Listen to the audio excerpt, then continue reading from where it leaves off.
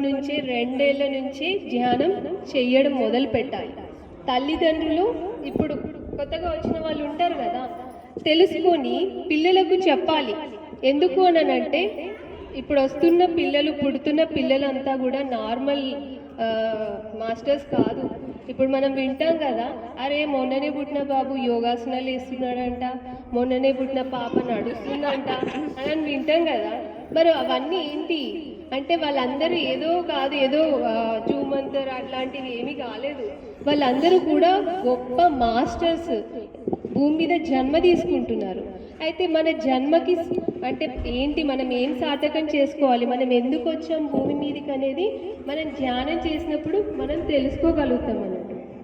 అయితే మనం ఏం చేస్తున్నాము, ఇది అంతా కూడా ఏంటి ప్రాపంచికమైన లైఫ్, దీన్ని ఏమి వదిలిపెట్టమని ఎవ్వరూ చెప్పట్లేదు. బుద్ధుడు ఏం చేశాడు, సంసారాన్ని వదిలిపెట్టి ధ్యానంలోకి వెళ్ళి ధ్యానం అంటే ఏంటి అనేది తెలుసుకున్నాడు కదా.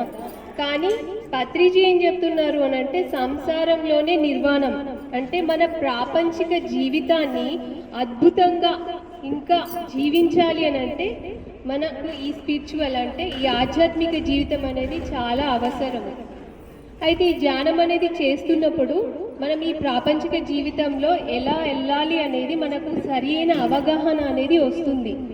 ఇప్పుడు స్టూడెంట్స్ ఉన్నారు కదా, బేసిక్గా అంటే ఇప్పుడు నా అనుభవం నేను చెప్తాను. నేను 2002 అంటే 2002లో అప్పుడు ధ్యానంలోకి వచ్చాను. నేను చదువుకుంటున్నాను. నాకు చదువులో ఎన్నో చేంజెస్. ఇప్పుడు ఇది చెప్తాను వినండి. స్కూల్స్కి వెళ్తే ఇప్పుడు కొందరికి కొన్ని సబ్జెక్ట్స్ అంటే చాలా భయం ఉంటుంది కదా. కొందరికి మ్యాథ్స్ అంటే లెక్కలంటే భయము, కొందరికి ఇంగ్లీష్ అంటే భయము, కొందరికి సైన్స్ అంటే భయము, ఇలా ఉంటుంది కదా. ఏమైనా అర్థం కాకపోతే మళ్ళీ అడగండి. అయితే నాకప్పుడు ఏంటి అంటే మ్యాథ్స్ అంటే లెక్కలు అంటే చాలా భయం ఉండదు. ఎందుకు అంటే అది ఫస్ట్ ఏదైనా బుక్స్ రాగానే ఫస్ట్ ఆ బుక్ సైజ్ చూసి ఇది చాలా హెవీగా ఉంది, ఏమో నాకు ఇది రాదేమో అని చెప్పేసి నేను ఫిక్స్ అయిపోయేదాన్ని అన్నట్టు. అయితే ఆ పీరియడ్లోనే నాకు ధ్యానం అనేది రీచ్ అయింది. అప్పుడు నేను తెలుసుకునింది ఏంటి అని అంటే, దానికి ముందు ఇంకొక జోక్ చెప్తాను. బేసిక్ ఏంటంటే నేను పూజలు చెయ్యను, నాకు ఇంట్రెస్ట్ అనేది అంటే పూజ అలా అని చెప్పేసి దేవుడు లేడు అంటే అట్లా అని కాదు. అందరూ కూడా ఏంటంటే ధ్యానం చేసిన మాస్టర్సే కదా వాళ్ళందరూ కూడా. సో వినాయక చవితి వచ్చినప్పుడు నేను ఎప్పుడైనా కూడా చిన్నప్పటి నుంచి మా ఫ్యామిలీలో నేను చూసింది ఏంటి అంటే పూజలు చేస్తారు రైటే, కానీ నేను అందరు చేస్తున్నారు కదా అని చెప్పేసి ఏదో అలా మొక్కేదాన్ని. కానీ నేను నా ఇన్నర్ నుంచి ఒక ఫ్రెండ్తో మాట్లాడినట్టు దేవుడితో మాట్లాడేదాన్ని అన్నట్టు. చాలా ప్రశ్నలు ఉండేటి నాకు.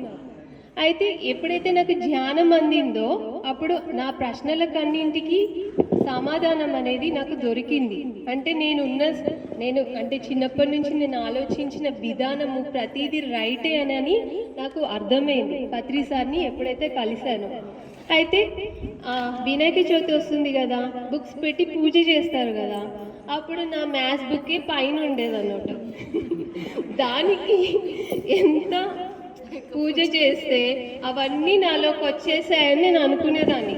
తర్వాత అదంతా చూసుకునేదాన్ని అన్నట్టు. ఓకే నాకు వచ్చేసింది. నెక్స్ట్ డే స్కూల్కి వెళ్తే బ్లాంక్, ఏం క్వశ్చన్ మార్క్ కదా. అయితే ధ్యానం అనేది నాకు కనెక్ట్ అయినాక, అప్పుడు ధ్యానం చేసినాక నేను ఏం మిస్టేక్ చేస్తాను అనేది నేను తెలుసుకున్నాను.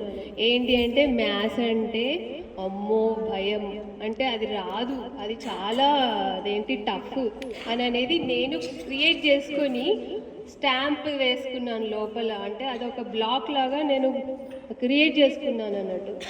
అది ఎప్పుడైతే ధ్యానం చేశానో నేను ఏర్పరచుకున్న బ్లాక్ని నేను అందులో నుంచి బయటకు రాగలిగాను. అంటే ఇన్ని రోజులు ఇంత ఈజీగా ఉన్న సబ్జెక్ట్ని నేనే కాంప్లికేట్ చేసుకున్నాను అని అనేది నాకు అర్థమైంది. కష్టం అని నేను అనుకున్నాను, కానీ ఇది అంతా చాలా ఈజీ అని చెప్పి ధ్యానంలోకి వచ్చినాక అప్పుడు నాకు అర్థమైంది. అంతకుముందు నాకు 40, 50 వచ్చిన మార్క్స్ తర్వాత 80 వరకు వచ్చాయి. దేనివల్ల సాధ్యమైంది కదా. అయితే భయం అనేది ఏం చేస్తుందంటే మనల్ని ముందుకి అడుగు పెట్టనివ్వదు. ఓకే, సో భయం గురించి ఒక చిన్న స్టోరీ చెప్తాం. మనం ఇప్పుడు ఏంటంటే సిద్ధులగుట్ట మీదకి వచ్చినాం కదా, ఇదంతా ఘాట్ రోడ్సే కదా. అయితే చిన్న స్టోరీ ఏంటి అంటే, ఒకతను అర్ధరాత్రి నడుస్తూ ఉంటాడు అన్నట్టు. ఆ స్ట్రీట్ లైట్స్ అంటే వీధి దీపాలు అనేవి కూడా ఉండవు, ఫుల్ వర్షం పడుతూ ఉంటుంది అన్నట్టు. అతను నడుస్తూ నడుస్తూ నడుస్తూ ఉంటూ సడన్గా ఏమవుతుందంటే స్లిప్ అయ్యి కింద పడిపోతూ ఉంటాడు అన్నట్టు. మనం పడిపోతే ఇలానే పడిపోం కదా, ఏదైనా పట్టుకోవడానికి ప్రయత్నిస్తాం కదా. అలానే అతను ఆ కొండ అంటే ఆ రోడ్ మీది నుంచి పడేటప్పుడు ఏదైనా పట్టుకోవడానికి ట్రై చేశాడు అన్నట్టు. అప్పుడు అక్కడ ఒక చెట్టు ఉంది. చెట్టు ఉన్నప్పుడు అతను దాన్ని పట్టుకున్నాడు అన్నట్టు. పట్టుకున్నాక అదే దాన్ని హ్యాంగ్ అవడం వేలాడుతున్నాడు అన్నట్టు. అప్పుడు అతను ఏం చేశాడు అని అంటే, భయం అవుతుంది అతనికి. అరే నేను ఈ చీకట్లో ఉంది, ఫస్ట్ పడిపోగానే మనం ఊరికే ఉండం కదా, కాపాడండి అని నేను అరుస్తాం కదా, అలానే అతను అరుస్తూ ఉంటాడు అన్నట్టు. అరుస్తూ అరుస్తూ ఏం చేశాడంటే, ఇక్కడ ఎవ్వరు లేరు, ఎవరు లేని ప్లేస్ కదా ఇది అని చెప్పి అలానే ఉంటాడు అన్నట్టు. అతను ప్రయత్నం అనేది అయితే చేయడు, ఆ కొమ్మనే పట్టుకొని ఉంటాడు. అంటే ఆయన ప్రాణాలన్నీ అరిచేతిలో పెట్టుకొని ఉంటాడు అన్నట్టు. తర్వాత ఆ భయానికి అట్లనే ఉండి ఉండి ఉండి ఉండి ఒక 4-5 గంటలు అయిపోతుంది. అయిపోగానే తెల్లారుతుంది. తెల్లారిన తర్వాత అతను కిందికి చూసుకుంటాడు అన్నట్టు. కిందికి చూసినప్పుడు అతను